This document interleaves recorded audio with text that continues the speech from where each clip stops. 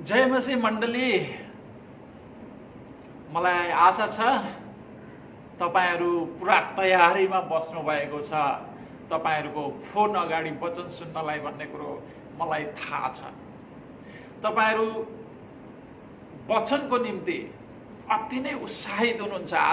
आज हामीले के सिक्न सक्छौं होला भनेर तपाईहरु पुरा तयारीमा बस्नु भएको छ भन्ने मलाई पूर्ण आशा छ।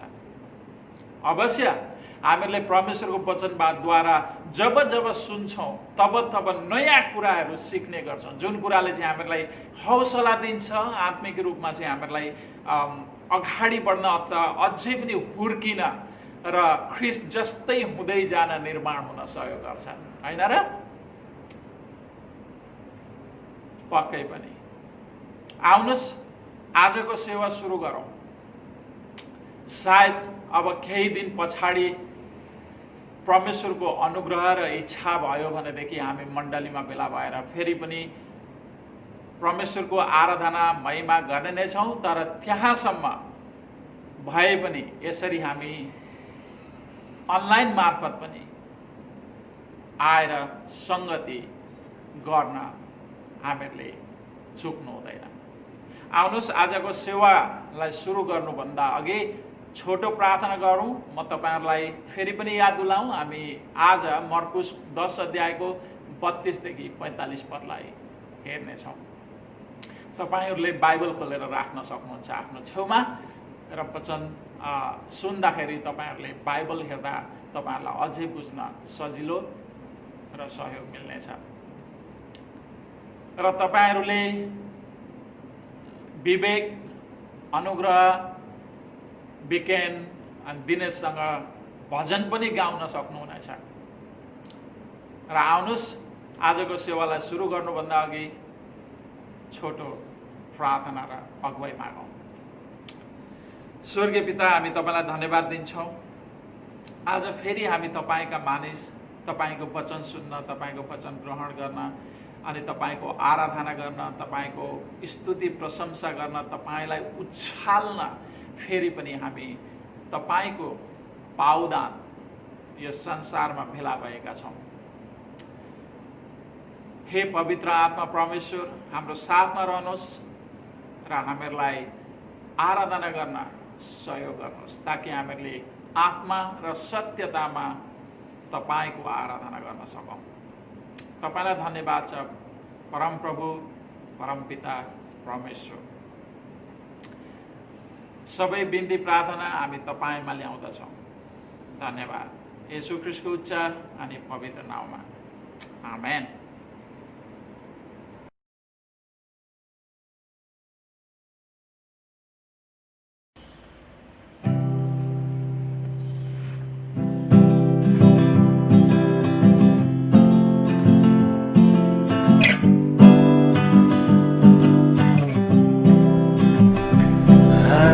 उचालौं मै मिठो माला, हामी उचालौं जीवित येशूलाई, हामी उचालौं मै मिठो माला, हामी उचालौं जीवित येशूलाई, गाउँदै बजाउँदै प्रशंसा गर्दै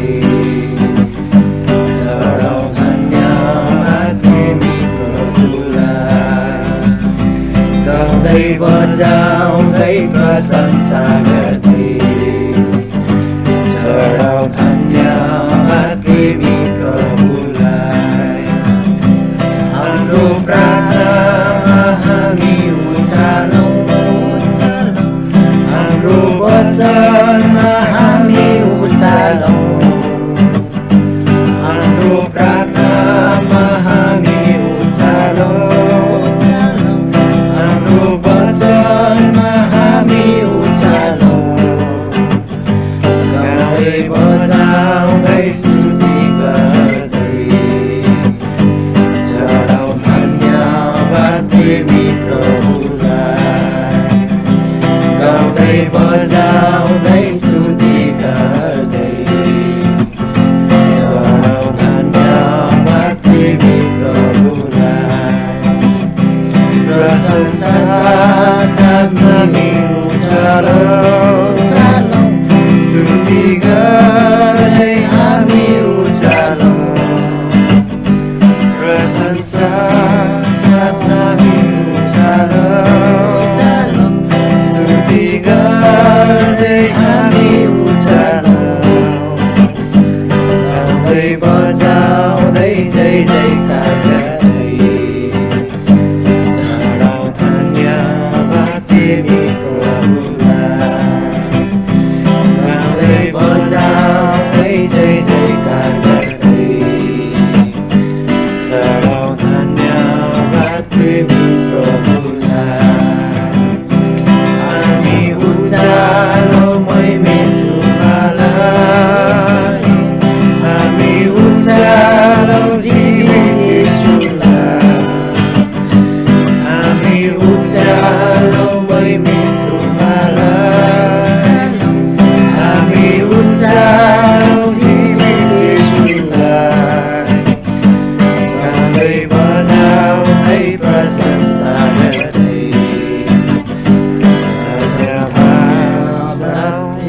प्रेमी प्रभुलाई।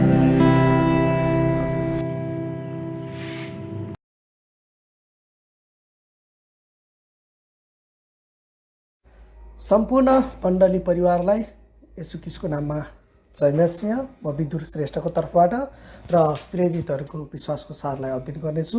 तपाईँहरू पनि अध्ययन गर्न सक्नुहुनेछ।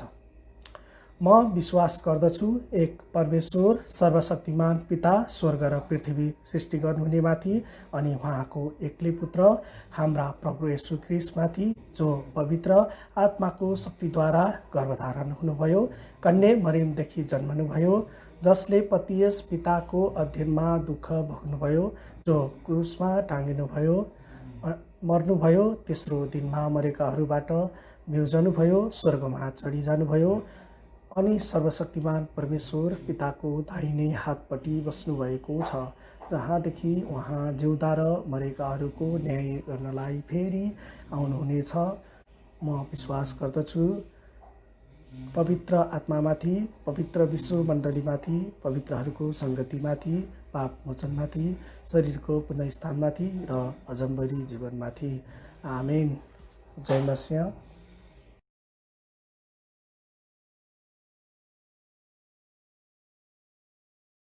प्रभु येशू ख्रीष्टको नाममा सबैजनालाई जय मसीह। हजुरहरू सन्चै अनि आराममा हुनुहुन्छ भने म आशा राख्दछु। अनि मलाई पास्टर बाबाले बाइबलका केही अध्ययनहरू पाठ गर्नको निम्ति दिनुभएको छ। आउनुहोस् हामी सबैजना मिलेर बाइबलका पवित्र ती पाठहरूलाई हामी पढ्नेछौँ। मकुस 10को 32 देखि 34 सम्म पढ्नेछौँ है त। उहाँहरू यरुसलेमतिर जाँदै हुनुहुन्थ्यो र येशू तिनीहरूका अघि अघि हिँडिरहनु भएको थियो। चेलाहरू अचम्मित थिए र अरू पछि पछि आउनेहरू भयभीत थिए। तब उहाँले 12 चेलाहरूलाई फेरि एकातिर लगेर आफूमाथि परि आउने कुराहरू तिनीहरूलाई सुनाउनु भयो। उहाँले भन्नुभयो, हेर हामी यरुसलेमतिर जाँदैछौँ। उहाँ मानिसहरूको पुत्रलाई मुख्य पुजारीहरू र शास्त्रीहरू कहाँ सुम्पिदिनेछ र तिनीहरूले उसलाई मृत्युदण्ड दिनेछन् र अन्य जातिहरूका हातमा सुम्पिदिनेछन्। अनि तिनीहरूले उसलाई गिल्ला गर्नेछन् र उसलाई थुक्नेछन्, उसलाई कोर्रा लगाउनेछन् र उसलाई मार्नेछन्। तर 3 दिनपछि ऊ फेरि जीवित भई उठ्ने छ। आमेन। सबैलाई जय मसीह।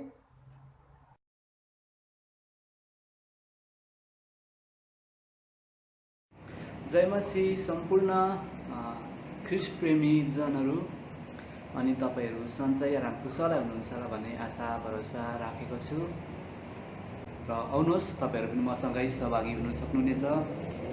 मार्कुस 10 अध्यायको 35 देखि 45 सम्म शीर्षकमा यस्तो लेखेको छ, याकुब र यूहन्नाको बिन्ती।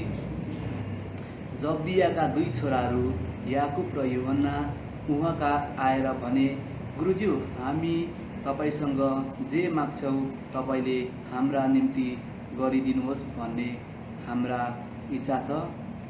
उहाँले तिनीहरूलाई सोध्नुभयो, तिमीहरूका निम्ति म के गरिदिउँ भन्ने तिमीहरूको इच्छा छ? तिनीहरूले उहाँलाई भने, तपाईँको महिमामा हामीमध्ये एकजना तपाईँको दाहिनेपट्टि र अर्को तपाईँको देब्रेपट्टि बस्न पाउने मन्जुरी हामीलाई दिनुहोस्। तर यसुले तिनीहरूलाई भन्नुभयो, तिमीहरू के माग्छौ सो तिमीहरू जान्दैनौ। के जुन कचौरा म पिउँछु त्यो तिमीहरू पिउन सक्छौ? अथवा जुन बप्तिस्मा मैले लिएको छु त्यो बप्तिस्मा तिमीहरू लिन सक्छौ? तिनीहरूले उहाँलाई भने, हामी सक्छौँ। यसुले तिनीहरूलाई भन्नुभयो, जुन कचौरा म पिउँछु त्यो तिमीहरू पिउनेछौ र जुन बप्तिस्मा मैले लिएको छु त्यो बप्तिस्मा तिमीहरू लिनेछौ। तर मेरो दाहिनेपट्टि र मेरो देब्रेपट्टि बस्न दिनु चाहिँ मैले दिने होइन, यी त जसको निम्ति तयार भइरहेको छ तिनीहरूकै निम्ति हो।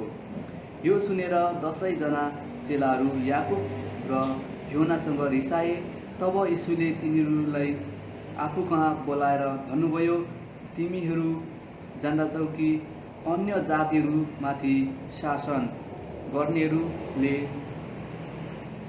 तिनीहरूमाथि अख्तियार चलाउँछन् अनि तिनीहरूका ठुला ठालुहरूले तिनीहरूमाथि अधिकार चलाउँछन्। तिमीहरूमा चाहिँ त्यसो हुनु हुँदैन, तर तिमीहरूमा जसले ठुलो हुने इच्छा गर्दछ त्यो तिमीहरूको सेवक हुनुपर्दछ। अनि तिमीहरूमा जसले पहिले हुने इच्छा गर्दछ त्यो सबैको दास हुनुपर्दछ, किनकि मानिसको पुत्र सेवा पाउन होइन तर सेवा गर्न र धेरैका छुटकाराका मोलको निम्ति आफ्नो प्राण दिन आएको हो। आमेन।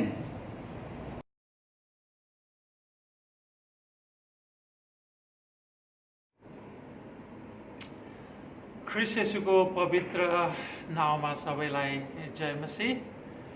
प्रियहरू, आज हामी मर्कुसको पुस्तकलाई हेर्नेछौँ, जुन मर्कुसको किताब पुस्तकलाई हेर्दै नै आएका छौँ। आज हामी विशेष गरेर 10 अध्यायको 32 पददेखि 45 पदसम्मलाई हेर्नेछौँ। आउनुहोस्, वचनमा जानुभन्दा अगाडि परमेश्वरको नजिक प्रार्थनामा जाउँ। स्वर्गीय पिता, हामी तपाईँलाई धन्यवाद दिन्छौँ। फेरि पनि हामी तपाईँका मानिस, तपाईँको वचनको वरिपरि भेला भएका छौँ, तपाईँको वचन सुन्न, ग्रहण गर्न, तपाईँको वचनबाट सिक्न र तपाईँलाई महिमा दिन। हे परम प्रभु, मेरा चट्टान, मेरा उद्धारक, मेरा मुखका शब्द र मेरो हृदयको ध्यान तपाईँको दृष्टिमा ग्रहण योग्य हो। मलाई तपाईँको पवित्र आत्माद्वारा स्पष्ट रूपमा तपाईँको वचन प्रचार गर्न सहयोग गर्नुहोस्, तपाईँको नामको खातिर र तपाईँको महिमाको निम्ति। येशू ख्रीष्टको उच्च अनि पवित्र नाम, आमेन। प्रियहरू, मर्कुसको किताब पुस्तक हेर्ने क्रममा हामीहरूले स्वर्गीय को पस्न सक्छ भन्ने विषयलाई हेर्दै आएका छौँ र आज तेस्रो भागलाई हेर्नेछौँ। स्वर्गीय को पस्न सक्छ, तेस्रो भाग। गत हप्ता हामीले सियोको पुवालबाट ऊँटलाई छिर्न असम्भव हुने भए चाहिँ धन र नातालाई परमेश्वरको स्थान दिने मानिसहरूलाई स्वर्गीय छिर्न अथवा स्वर्गीय प्रवेश गर्न असम्भव हुने कुराहरू हामीले हेरेका थियौँ। आज पनि हामी स्वर्गीय को प्रवेश गर्न सक्छ भन्ने विषयलाई निरन्तरता दिनेछौँ। आफूले भोग्नुपर्ने दुःख, कष्ट, अवहेलना, मृत्यु र पुनरुत्थानको बारेमा येशू प्रभुले चेलाहरूलाई भन्दै आउने क्रममा 10 अध्यायमा आइपुग्दाखेरि कस्तो खालको दुःख, कष्ट, अवहेलना र मृत्यु ख्रीष्ट येशूले भोग्नुपर्छ भन्ने कुराको स्पष्टीकरण हामीले पाउँदछौँ। र यो तेस्रो पटक, अन्तिम पटक उहाँले आफ्नो मृत्युको बारेमा चेलाहरूलाई भन्नुभएको छ। आउनुहोस् मर्कुस 10 अध्यायको 32 देखि 34 पदलाई म पढिदिन्छु।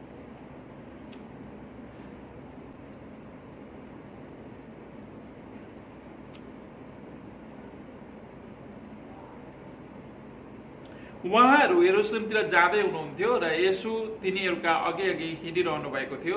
चेलाहरू अचम्मित थिए र अरू पछि पछि आउनेहरू भयभीत थिए। तब उहाँले 12 चेलाहरूलाई फेरि एकातिर लगेर आफूलाई परिआउने कुराहरू तिनीहरूलाई सुनाउनु भयो। उहाँले भन्नुभयो, हेर, हामी यरुशलेमतिर जाँदैछौँ, त्यहाँ मानिसको पुत्रलाई मुख्य पुजारीहरू र शास्त्रीहरू कहाँ सुम्पिनेछ र तिनीहरूले उसलाई मृत्युदण्ड दिनेछन् र अन्य जातिहरूका हातमा सुम्पिनेछन् अनि तिनीहरूले उसलाई गिल्ला गर्नेछन् र उसलाई थुक्नेछन्, उसलाई कोर्रा लगाउनेछन् र उसलाई मार्नेछन्, तर 3 दिनपछि ऊ फेरि जीवित भई उठ्नेछ।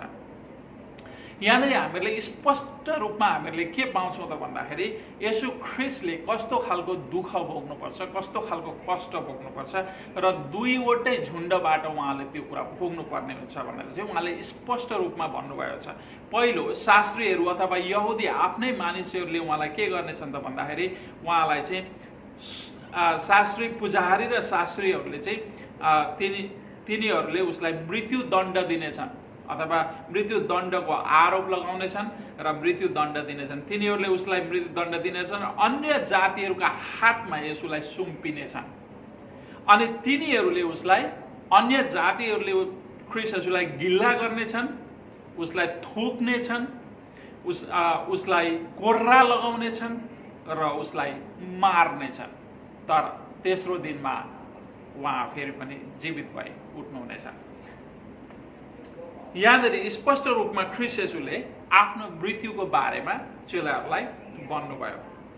येशू प्रभु मानिसलाई पाप र पापको ज्याला मृत्युबाट छुटकारा दिन र शैतानिक शक्तिलाई पराजित गरेर संसारमा परमेश्वरको धार्मिक राज्य स्थापना गर्न आउनुभएको थियो। यसकारण येशू प्रभुले आफ्नो सेवाकाईको आरम्भदेखि नै मानिसको पाप क्षमा गर्ने, विभिन्न रोगीहरू निको पार्ने, मरेकाहरूलाई जीवित पार्ने लगायत समुद्री आँधी जस्तो कुरालाई शान्त पार्ने जस्ता अरू धेरै अचम्मका कामहरू गर्नुभएको हामीहरूले पाउँदछौँ। यी सबै कार्य येशू प्रभुले आफू परमेश्वरले पठाएको मसीहा, परमेश्वरको पुत्र र मानिसको उद्धारकर्ता भएको प्रमाणित गर्नुभएको थियो। यी सबै कामहरूबाट, यो सबै कामहरूले ख्रीष्ट येशूलाई उहाँ मसीहा हुनुहुन्छ, उहाँ परमेश्वरको पवित्र जन हुनुहुन्छ, पवित्र पुत्र हुनुहुन्छ र मानिसलाई उद्धार गर्न आउनुहुने उद्धारकर्ता हुनुहुन्छ भन्ने कुरा चाहिँ प्रमाणित गर्दछ। अन्तमा येशू प्रभु वास्तवमै परमेश्वरका पुत्र र एक मात्र मानव उद्धारकर्ता, अनन्त जीवनको स्रोत हुनुहुन्छ भन्ने प्रमाण उहाँले मृत्युलाई पराजित गरी मृत्युबाट पुनर्जीवित भई प्रमाणित गर्नुभयो। उहाँ क्रुसमा मर्नुभयो, चिहानमा गाडिनुभयो र तेस्रो दिनमा उहाँ पुनरुत्थान भई उहाँले आफू मसीहा, परमेश्वरको पुत्र र सृष्टिको राजा भएको प्रमाणित गर्नुभयो। येशू प्रभु परमेश्वर पिताले नियुक्ति गर्नुभएको राजा, मानिसहरूलाई पाप र मृत्युबाट उद्धार दिने मसीहा र परमेश्वरका पुत्र भए तापनि उहाँ एक सेवक बनेर यो संसारमा आउनुभयो। एक सेवक बनेर यो संसारमा आउनुभयो।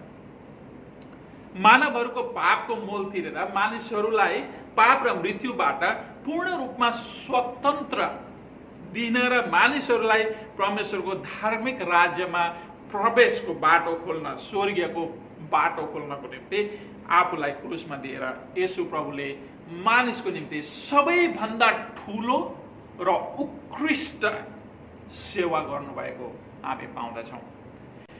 किनकि येशू प्रभु संसारमा सेवा पाउन होइन, उहाँले भन्नुभएको छ सेवा पाउन होइन तर सेवा गर्न र धेरैका छुटकाराको मोलको निम्ति आफ्नो प्राण दिन आउनु भएको थियो र उहाँले आफ्नो प्राण क्रुसमा दिनुभयो धेरैका छुटकाराको निम्ति।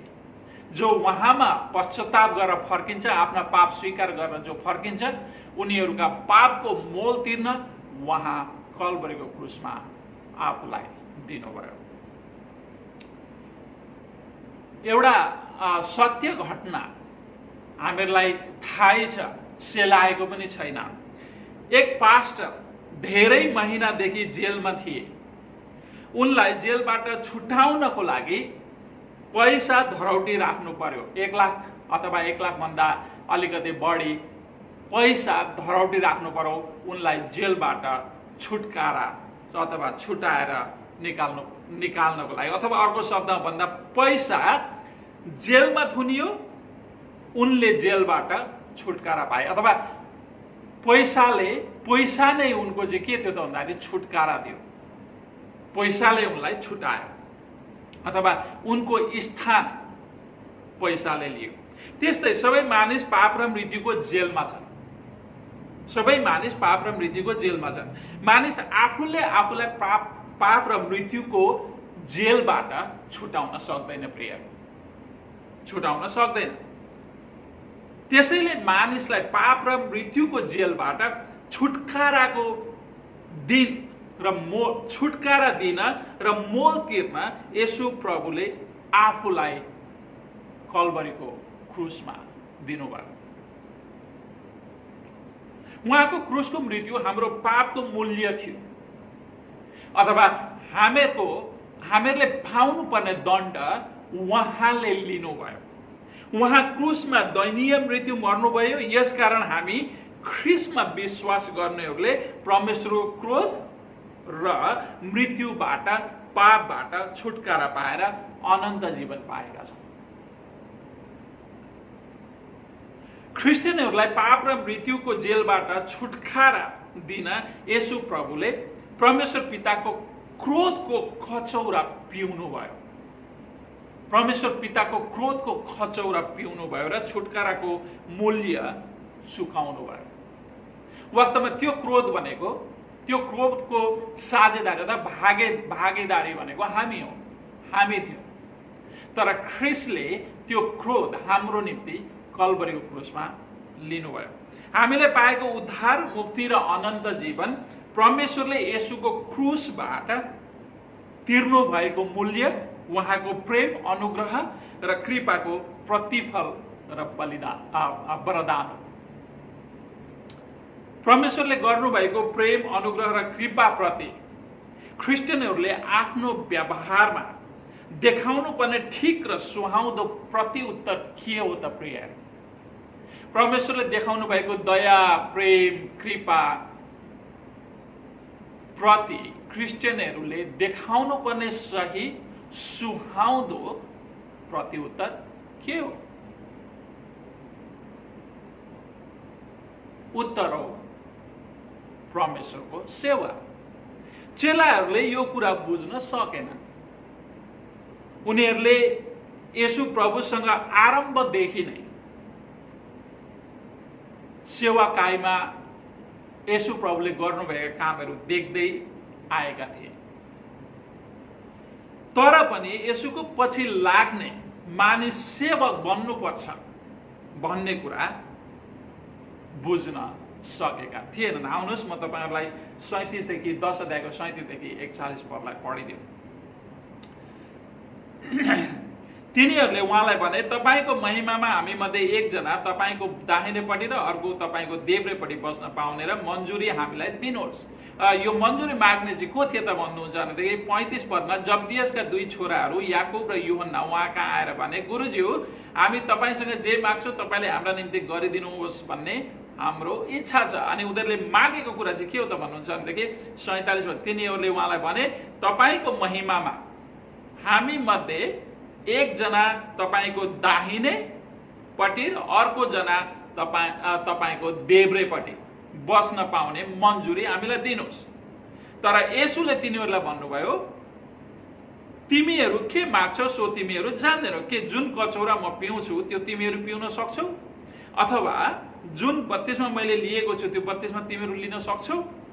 तिनीहरूले उहाँलाई भने, हामी सक्छौँ। येशूले तिनीहरूलाई भन्नुभयो, जुन कचौरा म पिउँछु त्यो तिमीहरू पिउनेछौ र जुन बत्तिसमा मैले लिएको छु त्यो बत्तिसमा तिमीहरूले लिनेछौ। तर मेरो दाहिनेपट्टि र मेरो देब्रेपट्टि बस्न दिनु चाहिँ मैले दिने होइन, यो त जसको निम्ति तयार भइराखेको छ तिनीहरूकै निम्ति हो। अनि 41 पद, यो सुनेर 10 जना अरू 10 जना चेलाहरू याकुब र यूहन्नासँग रिसाए, किनकि 12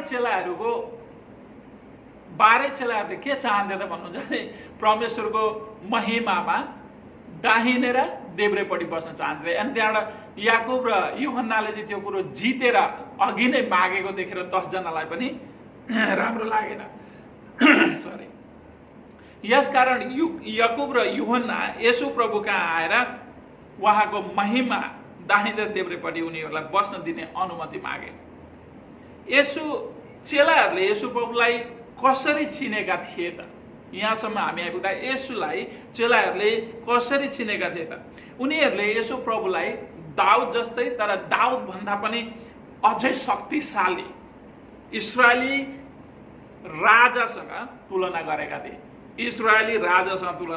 किनकि येशू प्रभुले गर्नुभएका शक्तिशाली कामहरू उनीहरूले आफ्नै आँखाले देखेका थिए। त्यस कारणले गर्दाखेरि दाउदले त एउटा गोलायतलाई मात्रै मारे, तर येशू ख्रिस्टले त विभिन्न पाप क्षमा गर्नुभयो, रोगीहरू निको पार्नुभयो, समुद्रलाई शान्त पार्नुभयो, यो सबै कुराहरू, मरेकालाई जीवन दिनुभयो। यी शक्तिशाली कामहरू उनीहरूले गरेका थिए। यस समय येशू प्रभु यरुशलेम जाँदै हुनुहुन्थ्यो, हेर्नुहोस् है त।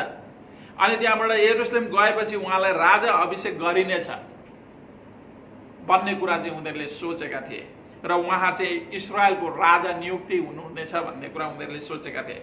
चेलाहरू येशू प्रभुलाई उहाँको मुख्य काम र उहाँको मुख्य राजपदलाई गलत तरिकाले हामीहरूले बुझेको पाउँदछौँ। यहाँनिर 38 देखि 10 अध्यायको 38 देखि 40 पदलाई हामीहरूले हेर्न सक्छौँ। त्यहाँनिर चाहिँ उनीहरूले गलत तरिकाले बुझेका छन्। चेलाहरू येशू प्रभुलाई छिन्न पनि असफल भए र उनीहरूले कचौराको वास्तविक अर्थ पनि बुझ्न सकेनन्। जब परमेश्वरले भन्नुभयो, जुन कचौरा म पिउँछु तिमीहरूले पिउन सक्छौ भनेर भन्दा उनीहरूले सजिलैसँग के जवाब दिए त भन्दाखेरि, हामी सक्छौँ। सो उनीहरूलाई त्यो कचौराको विषयमा पनि थाहा थिएन, उनीहरूले बुझ्न सकेका थिएनन्। येशू प्रभुले जुन कचौराको कुरा गर्दै हुनुहुन्छ त्यो कचौरा चेलाहरूले पिउन सक्दैनन्, असम्भव छ। किनकि येशूले पिउने कचौरा मानिसहरूको पापप्रति परमेश्वर पिताको क्रोधले भरिएको कचौरा थियो। त्यसै कारणले गर्दाखेरि हामीहरूले बगैँचामा हेर्छौँ, जब परमेश्वरले चाहिँ प्रार्थना गर्नुभयो त्यतिखेर चाहिँ उहाँले भन्नुभएको छ, यदि हुनसक्छ भने यो कचौरा मबाट हटाइदिनुहोस्, तर मेरो इच्छा होइन तपाईँको इच्छा पुरा होस् भनेर चाहिँ पितासँग प्रार्थना गर्नुभएछ। त्यो कचौरा भनेको साँच्चै नै परमेश्वर पिताको क्रोधले, मानिसको पापप्रति परमेश्वर पिताको क्रोधले भरिएको कचौरा थियो। किनभने चेलाहरू तपाईँ र म जस्तै पापी मानिसहरू थिए। हामी पापी मानिसले अर्को पापीको उद्धार गर्न असम्भव छ।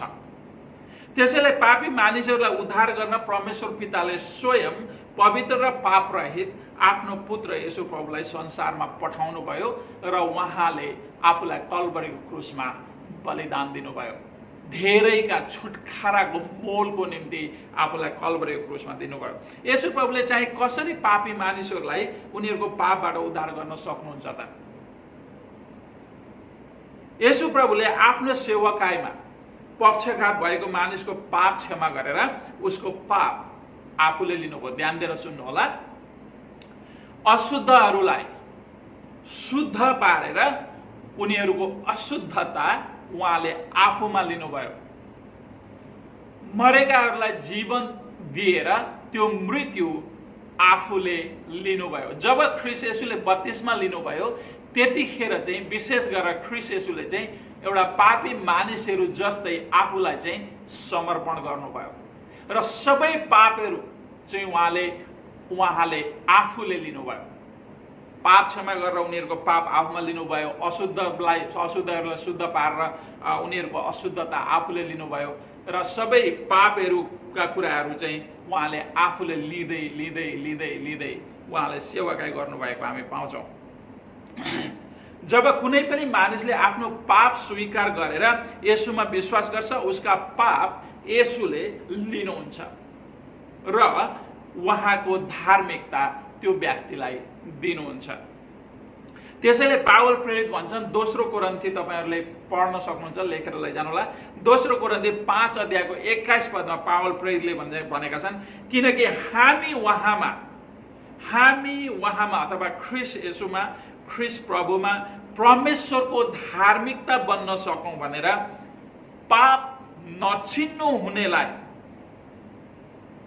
नचिन्नु हुने ख्रीष्ट प्रभुलाई परमेश्वरले हाम्रा खातिर, तपाईं र मेरा खातिर पाप बनाउनु भयो। पाप नचिन्नेलाई पाप बनाउनु, अथवा हाम्रा सबै पाप जो हामीहरू ख्रीष्टमा विश्वास गर्ने मानिसहरू छौँ, हामीहरूका सबै पाप र अधर्म परमेश्वर पिताले ख्रीष्ट येशूमा खन्याउनु भयो र अनि उहाँलाई चाहिँ कल्भरीको क्रुसमा सजाय दिनुभयो।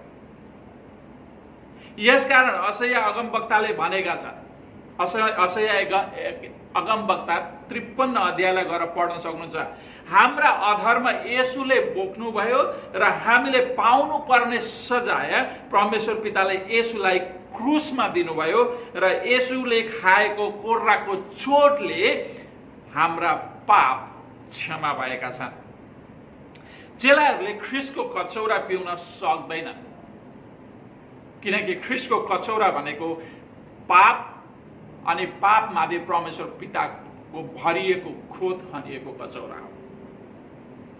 तर सतावटको कचौरा भने चेलाहरूले सुसमाचार प्रचारको क्रममा अवश्य पिउनेछन् र उनीहरूले पिए पनि हामीलाई थाहा छ, हामीहरूले बाइबलमा हेर्यौँ भनेदेखि पाउँदछौँ। यसकारण महिमाको आसन, जुन महिमाको आसनको कुरा उनीहरू गर्दैछन्, जुन महिमामा उनीहरू बस्ने कुरा गर्दैछन्, चेलाहरूको लागि होइन, चेलाहरूको लागि होइन। महिमाको आसन येशू प्रभुको निम्ति तयार पारिएको ठाउँ हो, किनभने येशू प्रभु मात्र महिमाको स्थानमा बस्ने योग्य हुनुहुन्छ।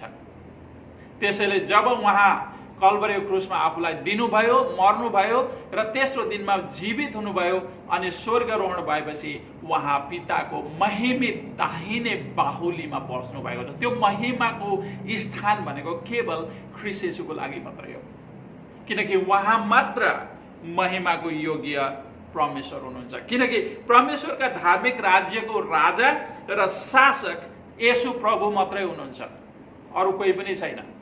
अनि त्यो महिमाको ठाउँ भनेको चाहिँ एउटा राजाको लागि, एउटा शासकको लागि मात्रै हो। परमेश्वरको राज्य सांसारिक घुसखोरी र घोटालाकारी झुण्डहरू मिलेर बनाएको राज्य जस्तो होइन, जहाँ चाहिँ सयौं घुसखोरी मिलेर चाहिँ एउटा संविधान बनाउने काम गर्छन्, देश चलाउने काम गर्छन्। नो, येशूको परमेश्वरको धार्मिक राज्यमा त्यो हुँदैन। परमेश्वरको धार्मिक राज्यमा केवल एक राजा हुनुहुन्छ, एक शासक हुनुहुन्छ, एक राजा र शासक महिमामा बस्नुहुन्छ, उहाँ हुनुहुन्छ येशू ख्रीष्ट। परमेश्वरको राज्यमा एउटा राजा र एउटा शासक येशू प्रभु मात्र हुनुहुन्छ। त्यसैले येशू ख्रीष्टले चेलाहरूलाई भन्नुभएको छ, तपाईहरुले हेर्न सक्नुहुन्छ,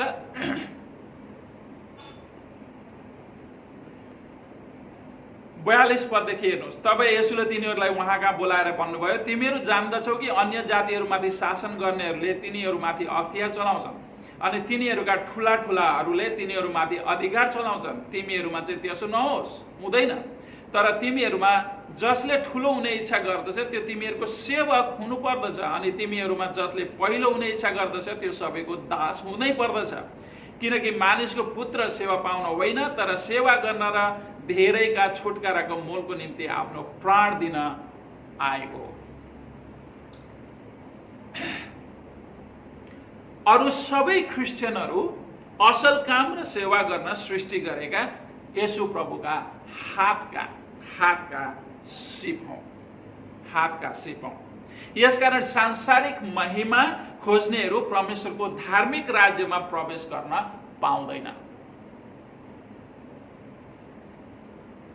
परमेश्वरको धार्मिक राज्य प्रवेश गर्नको लागि बालकको झैं आफूलाई सानो ठान्ने स्वभाव हुनुपर्दछ, एउटा सेवकको स्वभाव हुनुपर्दछ।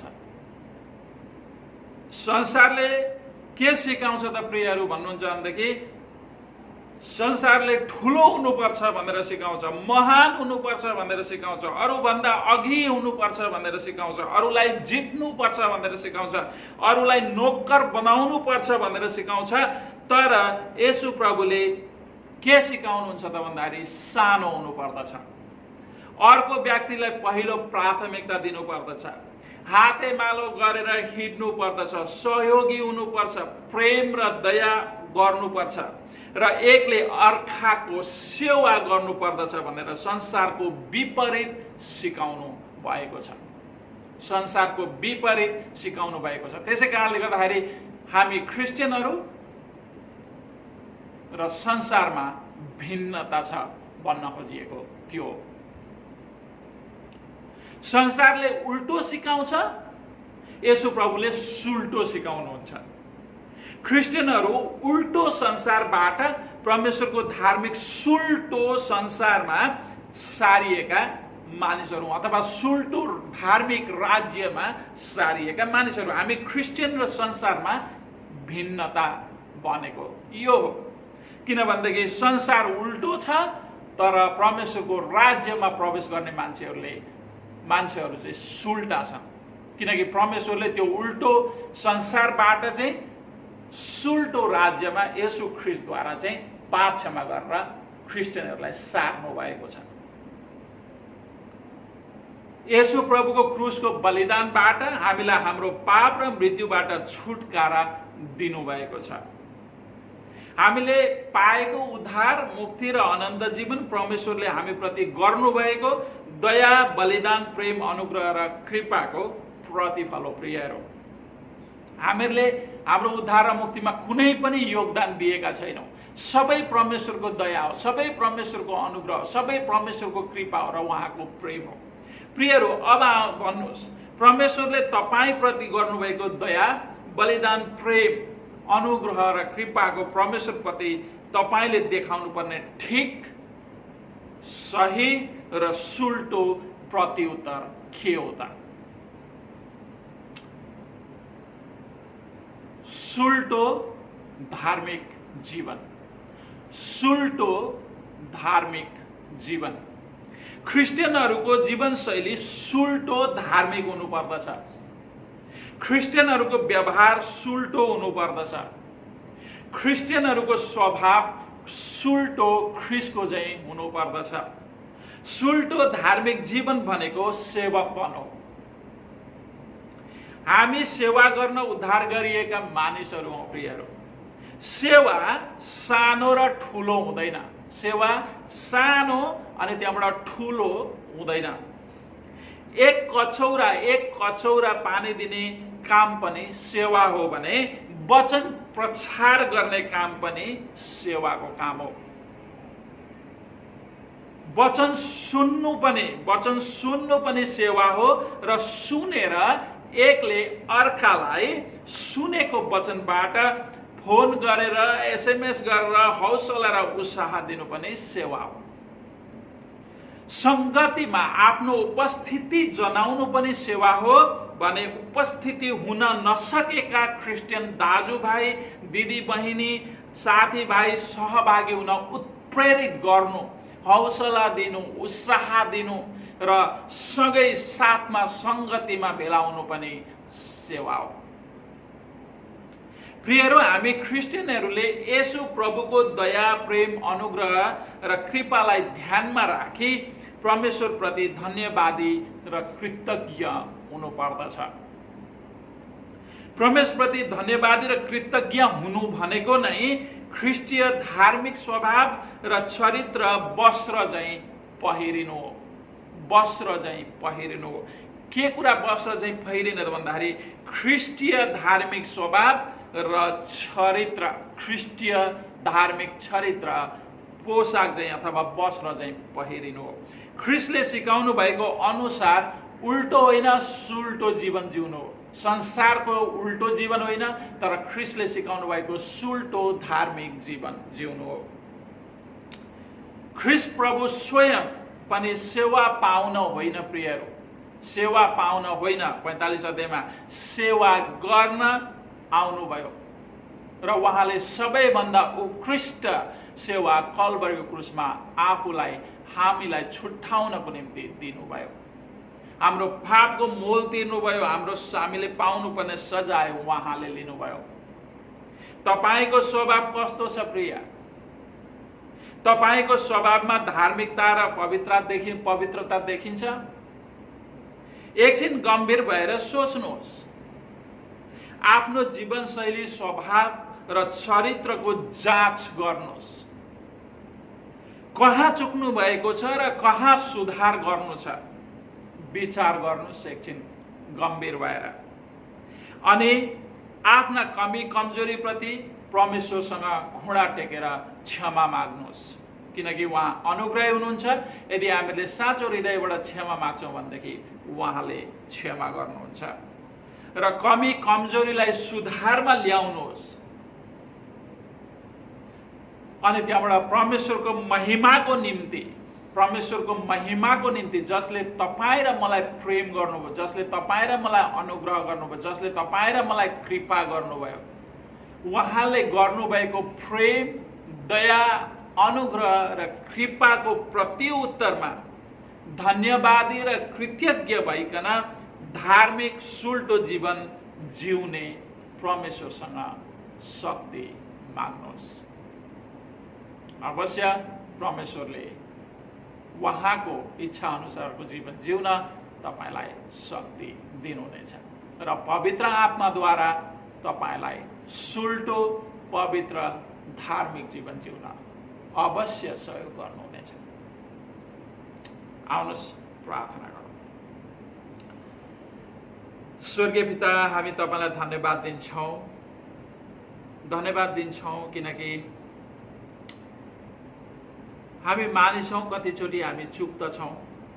सुल्टो जीवन, सुल्टो धार्मिक जीवन जिउनुको सट्टा कहिलेकाहीँ संसारिक उल्टो जीवन जिउन हामी उत्प्रेरित हुँदछौँ। हामीलाई क्षमा गर्नुहोस्। र आज फेरि पनि तपाईले सिकाउनु भएको छ, हामी यो संसारभन्दा भिन्नै र अलग किसिमका मानिसहरू हुनुपर्दछ भनेर तपाईले सिकाउनु भएको छ। किनकि संसार उल्टो छ, तर तपाईले सुल्टो सिकाउनु भएको छ। र यो सुल्टो जीवन, धार्मिक जीवन जिउनको निम्ति हामीलाई सहयोग गर्नुहोस्।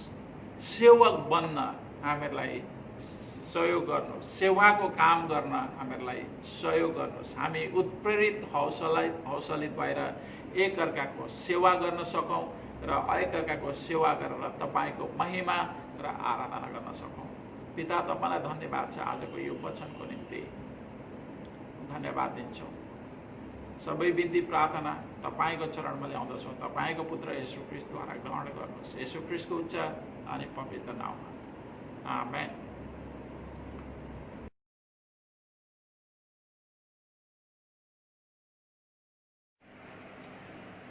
प्रिय दाजुभाइ तथा दिदीबहिनी अनि आमा बुबा, हामीहरूले भर्खरै वचनमा हेऱ्यौँ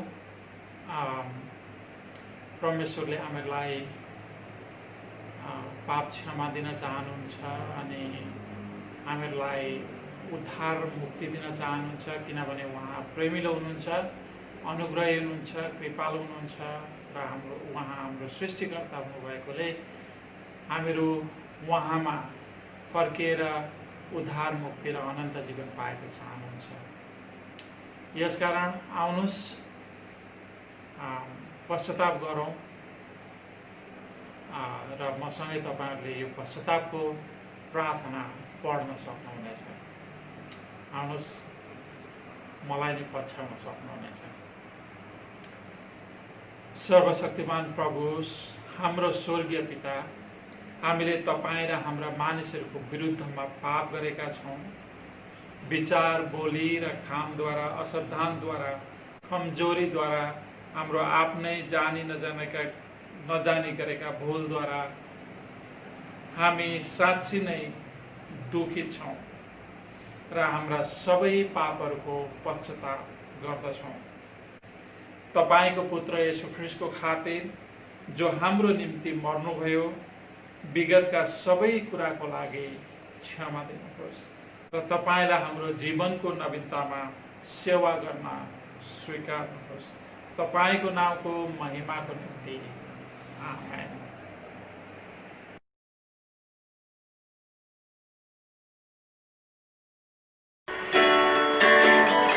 स्वतन्त्र गराउनुहोस् पवित्र आत्मा हामीलाई। स्वतन्त्र गराउनुहोस् पवित्र आत्मा हामीलाई। गाउन गीत आराधनाको येशूलाई आराधना गर्न हृदयले प्रेम गर्न शक्तिले आराधना गर्न हृदयले प्रेम गर्न शक्तिले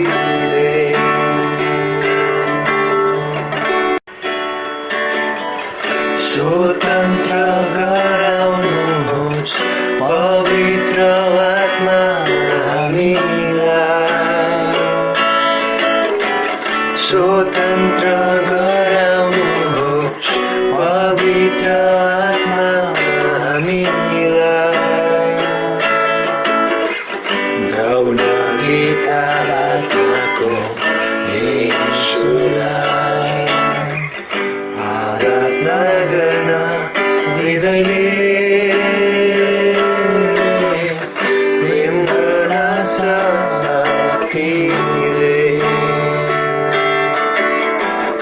आराधना गर्न हृदयले प्रेम गर्न शक्तिले।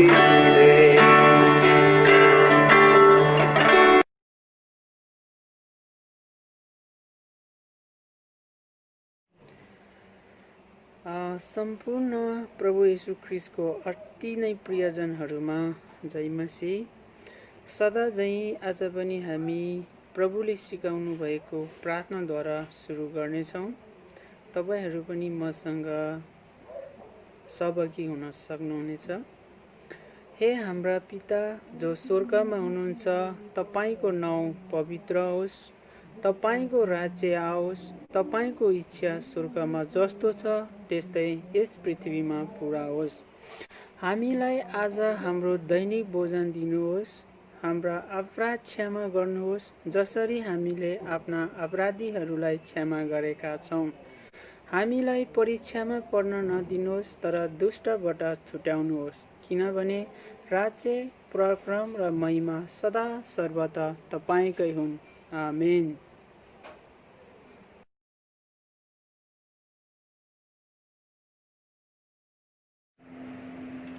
आउनुहोस् संगतिको अन्त्यमा हामी आशिषको प्रार्थना गर्नेछौँ।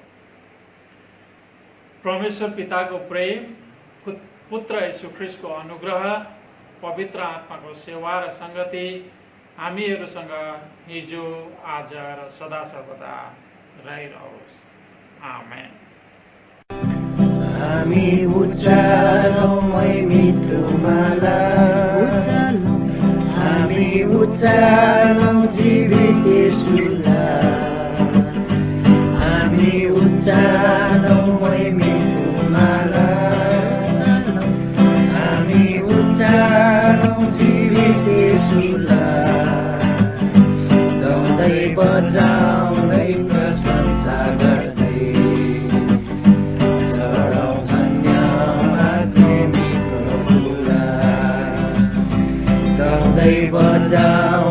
प्रशंसा गर्दै